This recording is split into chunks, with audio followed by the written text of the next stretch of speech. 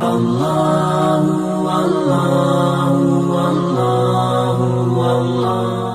Bagaimana hukum meminum soda seperti Coca-Cola? Bukankah mudaratnya lebih banyak gitu?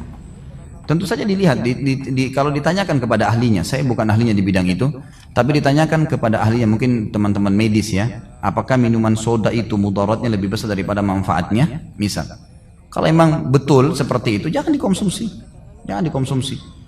Kalau saya sih memang pribadi minuman-minuman soda ini saya selalu sarankan keluarga saya untuk tinggalkan, gitu kan? Karena emang umumnya kalau yang saya baca penelitian itu akan ada mudarat, tapi saya tidak bisa mengatakan itu haram, karena sesuai dengan pendapat para ulama. Minuman-minuman soda di Saudi dibolehkan, ya, dikonsumsi. Semua minuman soda-soda ini banyak kita temukan di supermarket, dan itu sesuai dengan fatwa yang ada dari kerajaan Saudi, ada mufti resmi, dan itu karena izin mereka dibolehkan masuk, gitu kan? Maka berarti itu boleh, pendapat dari ini boleh dibolehkan. Ya. Jadi ini Allahu a'lam yang saya tahu, kembali kepada hukum umumnya karena dia tidak memabukkan, hanya mungkin dia Allahu a'lam mudaratnya, ya. Kalau mudarat itu dilihat dari mudarat yang sifatnya memang berbahaya bagi dia. Kalau berbahaya tinggalkan, jauh lebih aman. Minimal kalau syubhat lebih aman untuk ditinggalkan. Kalau kita meminum air tape, kalau nggak banyak, apa itu tergolong khamr? Tergantung. Tape ini ditanyakan kepada orang yang membuatnya. Saya pernah tanya kepada orang-orang yang membuatnya, seperti apa sih pemahamannya, rasanya waktu awal dimasak dan setelah beberapa hari. Kalau dari jawaban mereka, Allahu a'lam. Kalau saya pribadi, saya tinggalkan. Kalau saya pribadi, karena minimal syubhat.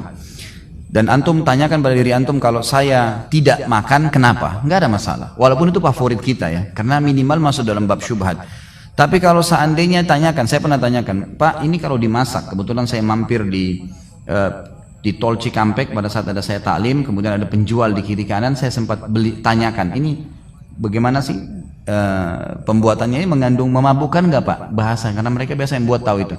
Ini kalau baru dimasak Pak, dia bilang tidak berpengaruh kalau baru dimasak. Tapi kalau sudah tertinggal beberapa hari, terkena udara, maka ini memabukkan, gitu kan? Maka kalau dari perkataan mereka ini, yang jelas berarti kalau awal-awal dibuat belum mengandung, ya, belum memabukkan, maka insya Allah tidak apa-apa. Tapi kalau dia disimpan seperti masalah anggur misalnya, anggur itu kan halal buahnya. Tapi kalau dia difermentasikan dan akhirnya beralkohol, ya kan? Jadi haram. Minuman keras zaman Nabi SAW dari anggur, anggur kemudian yang sudah dikeringkan juga kismis halal. Tapi kalau kismis sudah direndam di air, dibiarkan sampai berapa hari, kemudian sampai berbusa beralkohol, jadi haram, jadi memabukkan. Dan dia manisnya agak berbeda, gitu kan, berubah. Maka ini dikatakan para ulama dalam buku-buku fikih, ini rasanya berubah. Rasa berubah dari rasa yang sebenarnya itu berarti sudah terkontaminasi dengan hal-hal yang mengkhamarkan atau memabukkan, maka semestinya dihindari. Bagaimana dengan buah durian? Bukankah kalau kebanyakan bikin mabuk? Bikin kenyang, iya. Saya makan durian tidak mabuk. Enggak kok, insya Allah enggak termasuk. Ya. Jadi jangan semuanya ditarik ke masalah khamr ya. Jadi seperti apapun, antum makan nasi kalau makan satu bakul mabuk juga tuh. Jadi kekenyangan nggak bisa jalan juga kan. Jadi jangan dipakai istilah mabuknya itu. Mabuk itu memang betul-betul yang keluar dari jalur gitu kan. Oh, dari akal pikirannya gitu. Nanti akhirnya demo semua penjual durian nanti. Itu buah halal. Sebagaimana halalnya anggur gitu kan. Anggur kan asal khamr ya. Dibuat dari situ, tapi dia jadi halal karena dia masih buahnya. Selama buah insya Allah nggak masalah. Jika minuman yang hanya mengandung alkohol sangat sedikit tetap haram, dan rokok juga haram, bagaimana dengan perokok pasif? Karena di lingkungan saya masih banyak perokok. Kalau Anda kebetulan lewat dan memang dasarnya kita harus terhirup, bukan sengaja, gitu kan, itu tidak ada masalah. Tapi kalau ada orang, saya tidak merokok sih, tapi begitu ada orang merokok sengaja hirup sekalian, ya itu berarti kena juga hukumnya, sama kan gitu ya. Saya jawab sesuai dengan pertanyaan ya.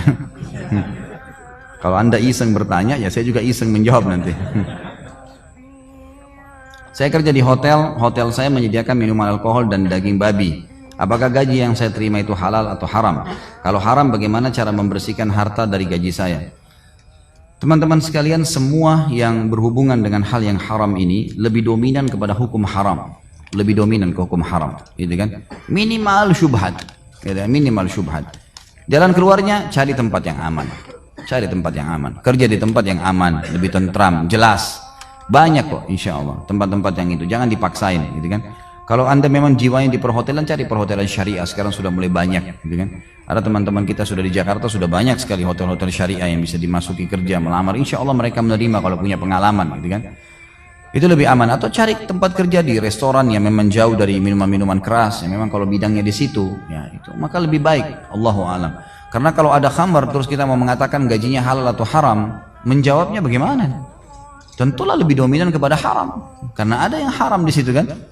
Saya pernah ditanya oleh seorang muslim juga yang kerja di salah satu minimarket dan di situ jual khamar, halalkah gaji saya? Jawaban saya sama. Kalau anda tanya kepada saya hukum syar'i, saya mengatakan tidak halal. Karena tidak mungkin saya katakan halal sementara ada produk yang haram dijual, kan gitu. Jadi berbahaya bagi dia. Lalu bagaimana jalan keluar membersihkannya? Ya sudah, anda bertobat kepada Allah Subhanahu Wa Taala. Bisa kalau mau detail ya, kalau mau detail sekali. Kalau dia sudah taubat, insya Allah yang lalu-lalu sudah selesai, dianggap halal bagi Allah Subhanahu Wa Taala. Dianggap walakum masalaf, itu kalian mendapatkan apa yang telah berlalu. Tapi kalau dia mau detail, misal dia mau betul-betul terinci dari sekian item yang dijual di situ, misal dia di restorannya hotel, kira-kira di situ yang paling banyak ya dijual babi tadi, ya daging babi itu dengan khamr itu, dari sekian item makanan yang dijual adalah misal ada 100 item, dia 2 item gitu kan. Maka kita melihat ternyata dari 100%, 98% ini adalah yang halal misalnya, ini yang haram, maka diperkirakan dari gaji kita 2%-nya dikeluarkan gitu kan. Kurang lebih seperti itu. Kalau dia mau lebih aman, lalu disedekahkan kepada orang-orang yang mampu, tidak mampu maksud saya.